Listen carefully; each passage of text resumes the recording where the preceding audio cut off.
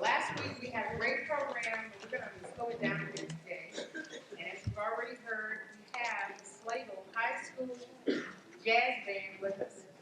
Now, will you please stand for the singing of the Black National Anthem, which will be sang today by Kenny Johnson. Kenny is here.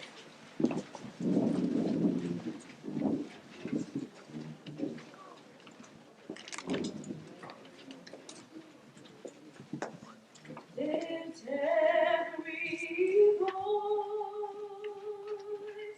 and sing till earth and heaven ring.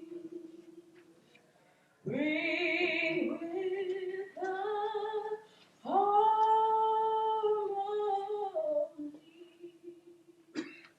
of liberty.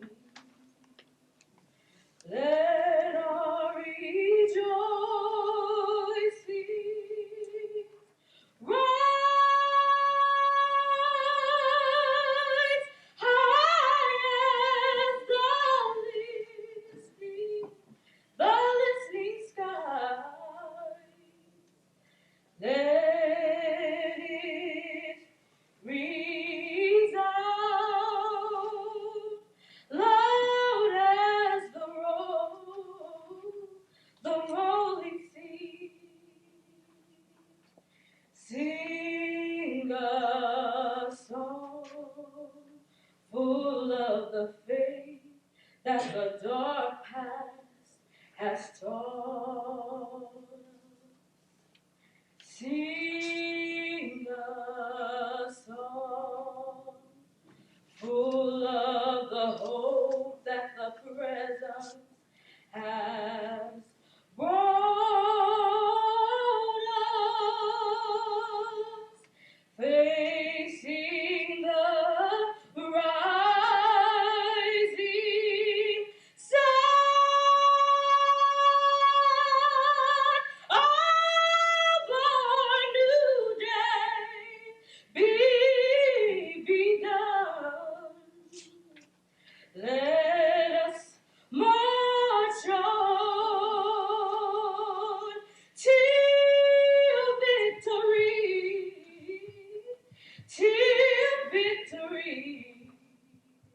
is won.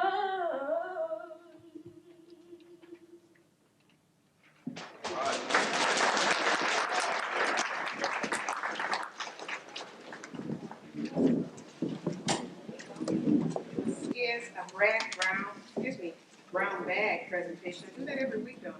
I'll practice. Feel free to eat your lunches, and if you have to leave before the program is over, that is permissible. Also, I'd like for you to check on the back of your programs for a colored dot. If you have one, please see me after the program.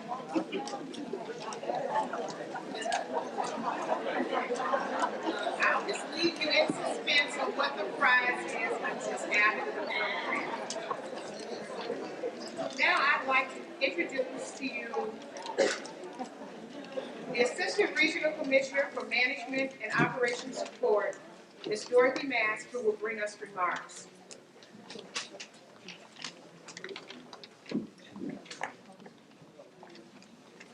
Good morning, everyone. Good morning. And the prize is not money.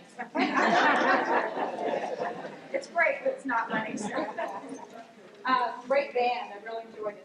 Jazz is one of my favorite forms of music, so this was wonderful. I'd like to welcome you, of course, to our second Black History Month program today. The Regional Commissioner, Michael Wachowski, sends his regrets that he couldn't be here today. He had a prior commitment. Actually got snowed in up in Iowa. During the month of February, we take the time to celebrate and to give special thanks and recognition to the many accomplishments that the African Americans have made and that are still continuing to make to this country. The theme for this year's celebration is creating and defining the African American community, family, church, politics, and culture. This year, if you're not all aware of it, we have 3 different programs that have been planned to center on this theme. The first program was held last week, which was focused on gospel music and featured the Mechanical Men of Kansas City, gospel music by the Joyful Noise Community Choir, and creative gospel dance. I unfortunately was out of town up in Iowa and missed that, but I heard it was great. Today our program, as Wanda said, is going to focus on jazz music. Jazz music, in case you all don't know, was born sometime around 1895 in New Orleans. And it combined elements of ragtime, the marching band music, and the blues. What differentiated jazz from these earlier styles was the widespread improvisation, often by more than one player at a time. In a jazz piece, the song is often just a starting point for the musicians to use, to improvise around. The song may have been a popular jazz, blues, or the musician did not compose, but by the time they got finished with it, it became an individualized, personalized piece that bore little resemblance to their original song. A song in and of itself is not jazz, no matter what its origin is. Jazz is what the jazzmen searching together bring to it. They take from it and they find within it. To talk more about jazz, we have a very honored guest with us today, Ms. Rowena Stewart from the Kansas City Jazz Museum, and she'll be our guest speaker. I'm sure you'll find this program fun, educational, and toe-tapping, and entertaining in many forms. I'd like to remind you also that our next program is going to be held on February the 22nd, and that guest speaker will be Reverend Emmanuel Cleaver, who is the former mayor of Kansas City, and currently he's the pastor of St. James United Methodist Church. Also during the month of February, there's displays from the Black Archives and a local artist that are in the first floor lobby. I want you to take the time to enjoy the program and the exhibits and the activities that are going on throughout this month. Thank you.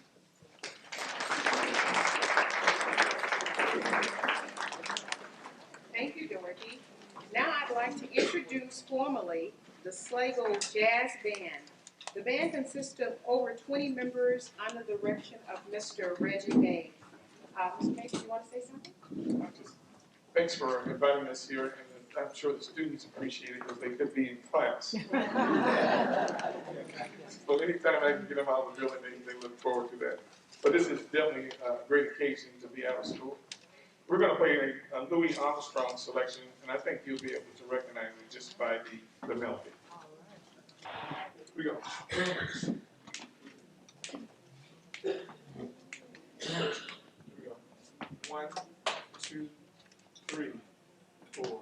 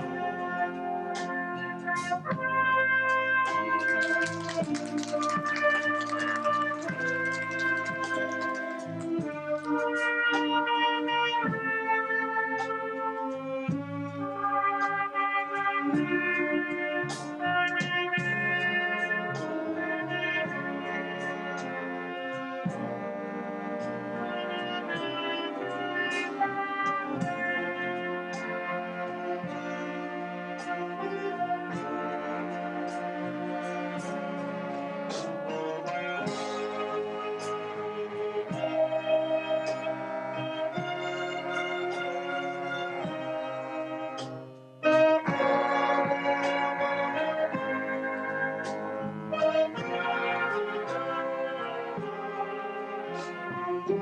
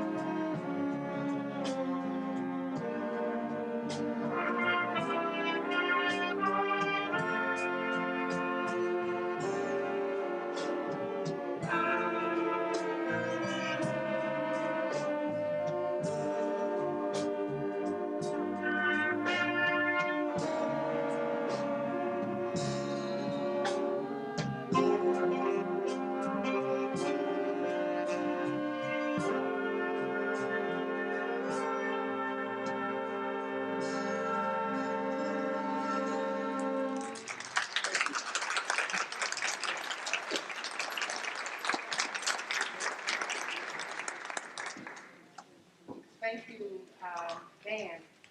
Now I'd like to introduce to you our main speaker today, Ms. Rowena Stewart. She is currently the Executive Director of the Kansas City Museums at 18th and Vine, which includes the American Jazz Museum, the Negro League Baseball Museum, the Visitor Center, and the restoration of the Gym Theater. Ms. Stewart is the founder and past director of the Rhode Island Black Heritage Society and past president and current board member of the African American Museum Association. She has served more than 22 years in the museums. She was director of the Motown Historic Museum and the Afro-American Historic and Cultural Museum. In addition, she was awarded the Lifetime Achievement Award from the African American Association of Museums, the 1998 Citizen of the Year Award from Omega Psi Phi Fraternity, and the 1998 Difference Maker Award in Art and Culture from the Urban League of Kansas City. Please join me in welcoming Ms. Rowena Stewart.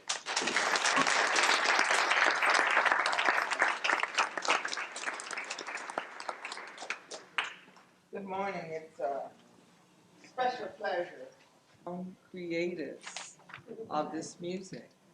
An opportunity to hear, every time you play jazz, it's different. It's never the same. So today, they are one of our great jazz creators.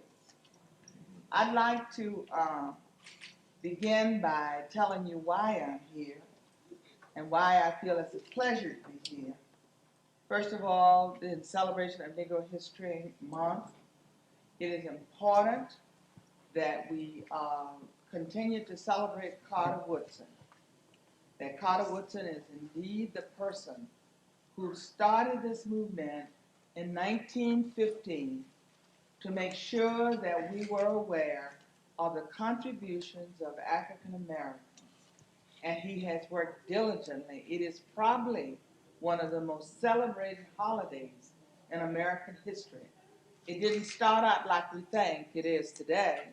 It started out as a day in the high schools. All ethnics in America was invited to do this day. After about 2 years, everybody got kind of tired. They did one day. Carter refused to give up, and he kept it for a week. And then it eventually established itself for a month.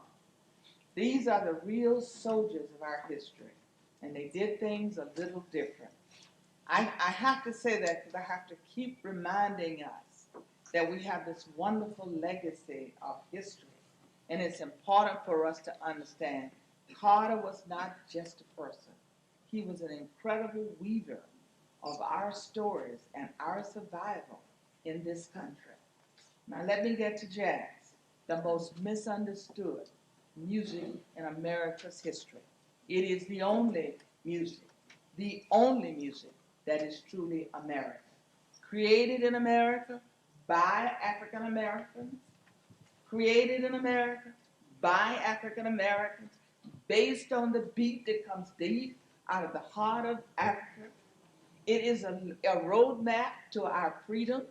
It includes everybody. It is an inclusive music. It is not a music that disrespects anybody. It allows everybody to be included.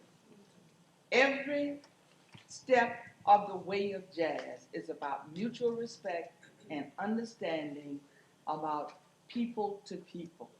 It is inclusive. It is a worldwide music. In jazz, there is every step of the journey. The drum that we brought from Africa. The spirituals are folk music that we use to get free.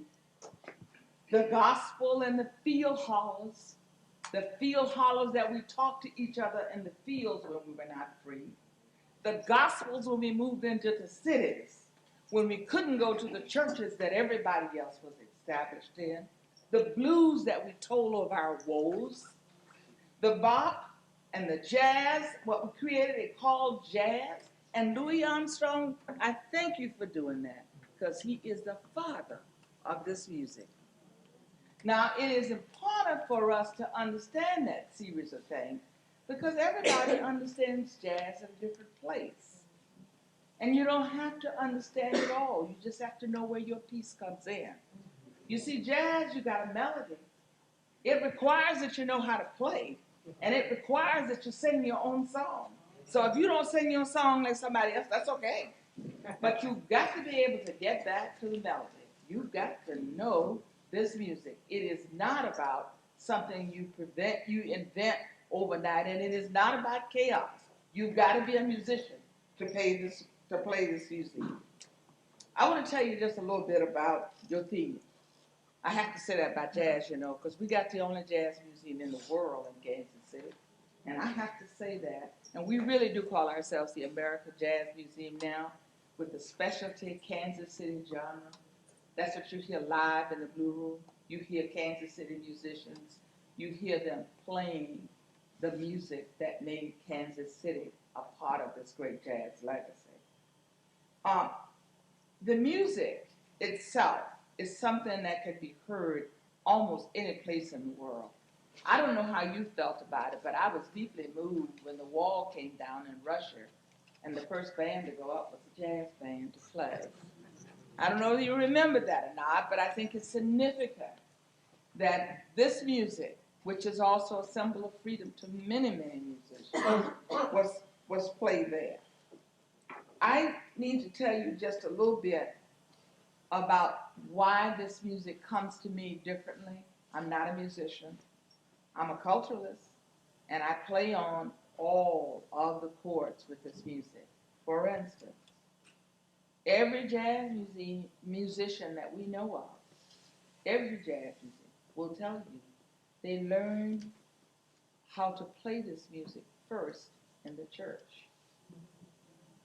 That this is where they got their first opportunity to play the music. That's a common thing. That's among them. They will also tell you they heard their parents playing the music in their houses. They will also tell you that they have taken music lessons. I'm talking about great musicians now. It does not mean that you cannot play by ear. It does not disrespect your contribution in terms of your own knowledge about this music, but it allows you to know that it's very much a part of your everyday life. The politics of this music, African Americans have been masters of it. I often say to people who come into the museum, and we get them all the time, I can't stand that music. And that's their way of saying they don't understand jazz. We have a film that's called Jazz Is. And you have to sit and listen to that film. And we try to encourage you to do that so that you'll understand how this music ties in to your life. But, you know, politics is a major part of our lives. It has always been a major part of our lives. And even in slavery, we knew how to play politics. Had it not been so, we would have died. We would have died. We understood the politics of survival in this country. And it's an important piece. I used to say all the time to kids who used to get in trouble, it's kind of hard for me to understand how you can do these things that are not healthy for you. When I realized that your people came across waters, in boats, in chains, and somehow in their minds they were able to leave enough of how to survive in this country that your descendants survived almost 350 years in those conditions. And we could end up and be a free people, and you throw that away. I have problems with that. Because there is no more commitment to being free than what slaves had to endure to be free in America and to be American. And to be American, that's why you vote. That's why you make sure you do all these things that make sure it's right. And it's not just about black people. It's about white people. Because all of them didn't come the same way. And all of us didn't come. These more new Americans are certainly their ancestors were not part of that. But I would wager you, if they were from England, and if they were from the islands, their descendants somewhere along the line were slaves at one point or another. We're in this together. But what's different about this experience is the fact that America gives you a chance to do that. That's what's wonderful about jazz. It's a creation of many, many different people, all being together, all playing together. But it is African-based. And I have to say that over and over again. It is an African-based music. In Africa, we use music for birth, for death, for everything, and you do it here. If you don't think it's an African experience, if you say, well, I don't want to know about that, and I do hear people who tell me that, oh, I don't know anything about that experience. Let me just tell you an experience. Every Sunday morning in the African American church, it's a living history of Africa. It is a living history from the beginning to the end. And I'll tell you how it works. It's very interesting. You come in church, and it's a ritual how you get to the church. When you come in at a certain time. There's a certain set of programs, activities. Some choirs march in, some choirs walk in, some people stand, but there's a whole set of ritual. That's African. That's not American, that's African. And you do it every Sunday morning. The choir will sing, and it'll be call and response. You will say something, they will say something, you will join in, you will sing. The minister will preach, you will respond to him in a language that's only known to people of African descent. Now, you have a living history experience. When your ushers walk down the corridor, it's a control method. In the tribes of Africa, there was a control method. That's what it is. It was created by you. You rarely see ushers in white churches. It's in your churches. That is the beauty of your history.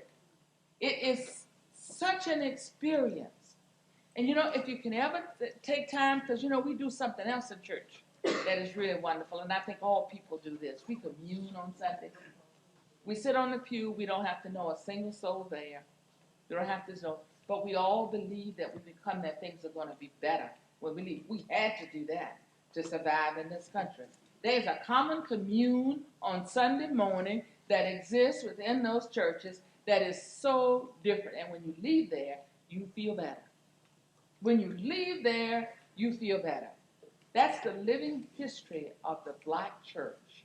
It is the only place where you will see that event occur Sunday after Sunday. Take time, one Sunday morning, and watch it play. It's like a living theater. You've never seen anything like it. But that's how we were able to survive. Isn't it marvelous? You create your own church. Then you put your church music into the country's music, and you say to all your friends and foes, put your music in there. All I ask you to do is to come back to the melody. It is a rare American experience. I want to talk to you just a few things about, I want to say a few things about the journey of survival and this music. Every once in a while, it is necessary for us to realize what a great country we're in, what a great opportunity we have to right things when they are wrong. You know, American jazz gives us the opportunity to do that. It really does give us an opportunity to do this. All of us have a responsibility for helping all of our friends and our neighbors understand what this music means to all of us, what it means to all of us. Everybody's music is in it. Everybody that plays it generally respects it. We have to be more attentive about it. And those of us who are in Kansas City must realize there can be nothing in the world more important than leaving our genre of that music on the world. If you think it was easy for musicians to come into Kansas City from New Orleans, from other territories, from Oklahoma, from Chicago, and set down their roots, and I tell you, the most abused laborer in the world is a jazz musician. Look at it. You look at it. He comes only with his equipment, and that may be one horn. He may live his full life and never have a home. He just sings his music and tells his story and feels it all over himself and everybody else. But he is in severe need almost always. We see it happen every day at the museum. We see it and we feel differently. I tell you this for a reason. At the American Jazz Museum, the most important person, the most important artifact is a jazz musician. We believe, unlike anybody else, that the only way we can protect this music is to protect the person who plays the music. His artifact is merely a vessel. I can take that away and put it in a case. What I cannot do is to recreate that sound. Not ever again. I may play a CD. I may play a record, but never again. These are great musicians, and this town has about 80 of them, all colors, all kinds. They really do need your support in every way. We would ask that you respect them and to try and hear them play. If you haven't done anything else, come to the Blue Room on a Monday night and you can bring your children. Let your children witness these older musicians play. It's no cost to you. Come and let your children hear what is America's music. It is one of the greatest contributions to the world.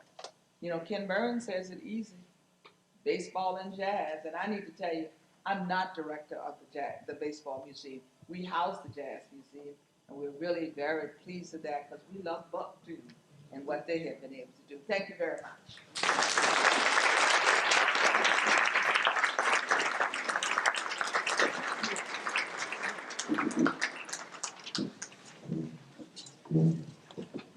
Just to tie in what she says, how jazz fits all over the world, we're going to play a Latin rendition of jazz. It's titled Smooth.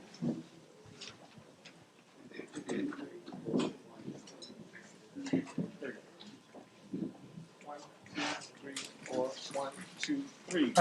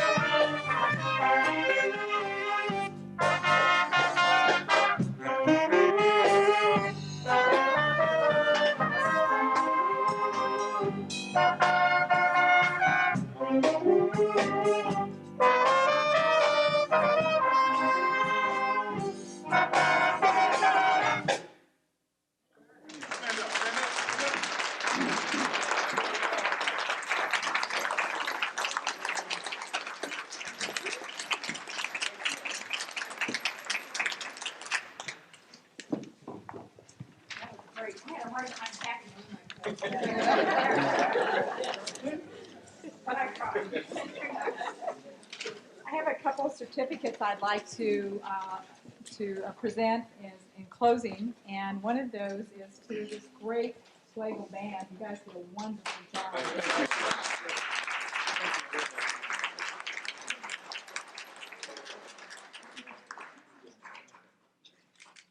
Thank you.